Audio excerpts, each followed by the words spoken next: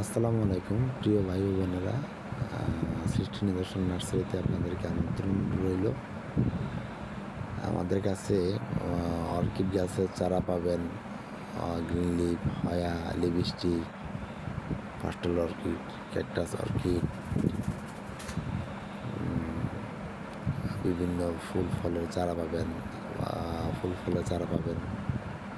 তো আমাদের এখানে গাছের প্রযোজ্য মালি সার্ভিস দেওয়া হয়, অল্প খরচে ল্যান্ডস্কেপ করা হয়। তো বিভিন্ন ধরনের গাছের পরামর্শ দেওয়া হয়।